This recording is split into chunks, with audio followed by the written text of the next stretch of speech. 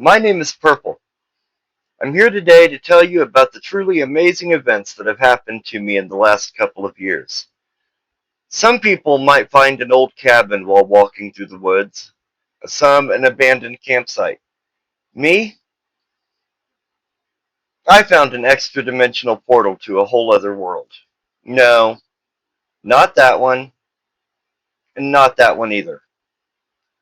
Okay, well, we're not talking about a wardrobe.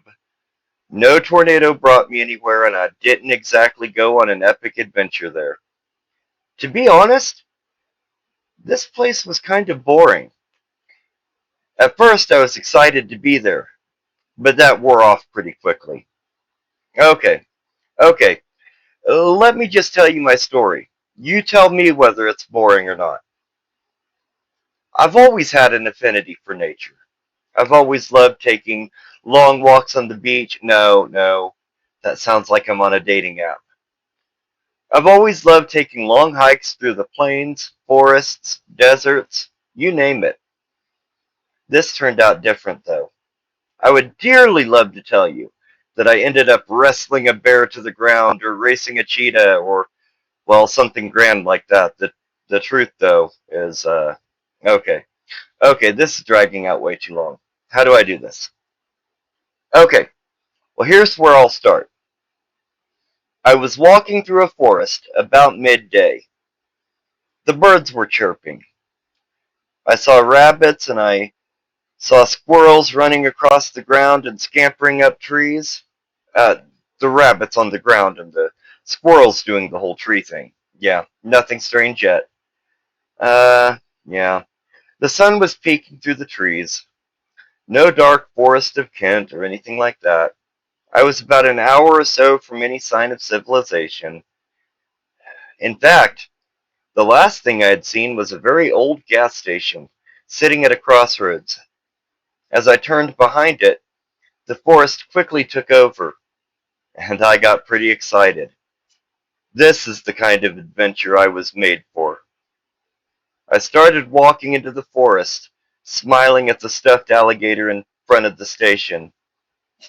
This station looked like it would be its own adventure after the walk. The forest quickly closed in, but like I said, it wasn't dark or oppressive. It was, in fact, light and cheery.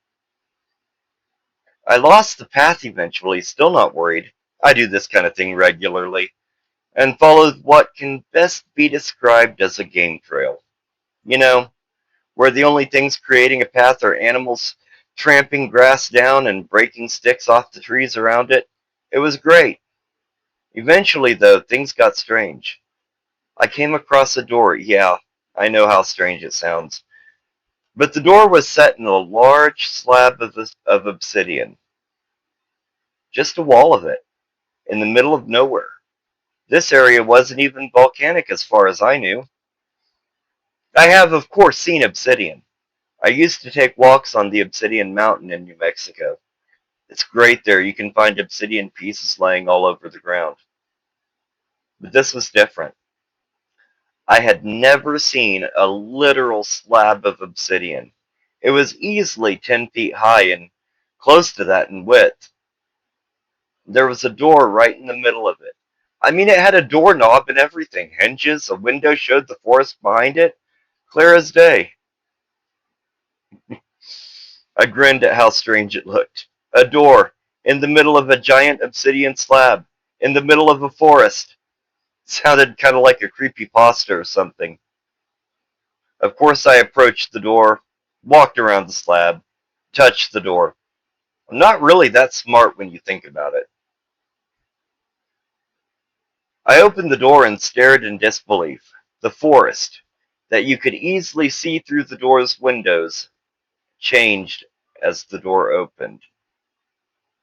Through the portal was a vast, dead grassland, with a road running straight out the door. The road seemed to be made of aged yellow bricks with yellowing dead grass on either side. I walked back around the slab, seeing the forest still behind it.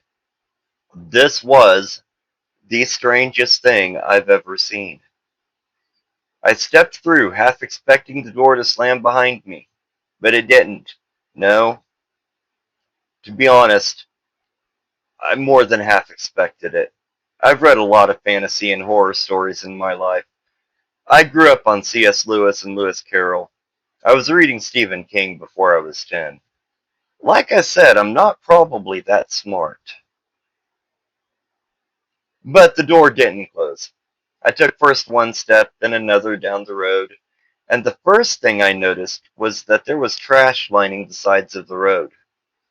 No, not fast food cups, candy wrappers, more, I don't know. I found a disc, a genuine floppy disk, like I'd used growing up in the 80s. A book, a thumb drive, and photos. Oh, so many photos. Strange photos of strange things. Things you hear about in myth, legends, fable, and fiction. I brought a few back and started looking at them. The more I got into it, the weirder they got. That's when I decided to get together with my friend Marshall and the guy who puts up this YouTube thing.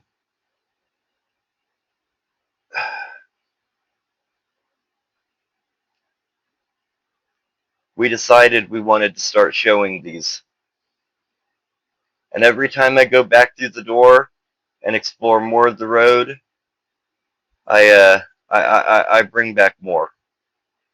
I have yet to find any structures or, well, any other landmarks on the road. All I've actually seen is mile after mile of dead grass and yellow bricks, and a single road sign, the sign I'm calling the yellow sign. So I'm going to keep bringing things back, putting them up for everyone to see. This is just too amazing to keep it to myself. Maybe together we can figure out what it all means.